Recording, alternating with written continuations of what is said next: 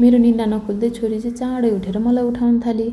त्यसपछि छोरीलाई बोकेर दुध र तरकारीहरू लिएर आएँ। तरकारी एकदमै छोरी साध्य छैन, महँगो छ साथीहरू। तरकारी पनि यही खाउँला, सलाद पनि हुन्छ भनेर मैले यसरी मुला, गाजर र काँक्रो बोकी ल्याएँ।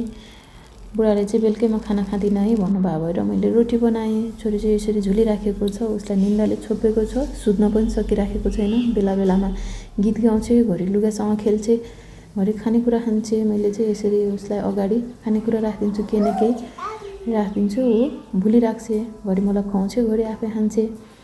यसरी नै आमा छोरी बात मार्दै खानेकुरा पकाएँ। साथीहरू, मेरो छोरी चाहिँ मेरो साथी भएको छ आजभोलि। त्यसपछि चाहिँ मैले प्यान बसालेँ अनि मेथी फुराएर लसुन र खुर्सानीलाई पनि त्यसमै पड्काएँ। अनि त्यसपछि मैले भटमास पनि पराकपुरुक पारेँ अनि सँगसँगै टमाटरलाई पनि त्यही गलाएर नुन मसला र बेसार पनि राखेर मजाले चलाएँ।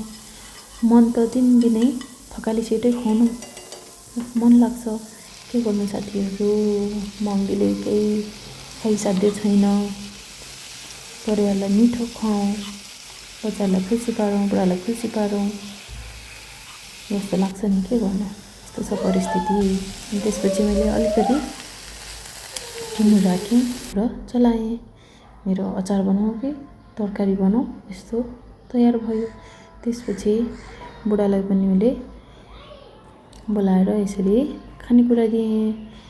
बुढा चाहिँ चाँडै जानुपर्ने भएर यसरी खाना दिँदै मैले नानीहरूको लागि पनि खाना बसालेँ। खाना पाकिसकेको छ साथीहरू, हामी पनि अब खाना खान्छौँ। अनि सँगसँगै दुध दिन लागेको दुध चाहिँ सेलाएर यति बाक्लो तर बसिसकेको छ। तरलाई चाहिँ मैले बट्टा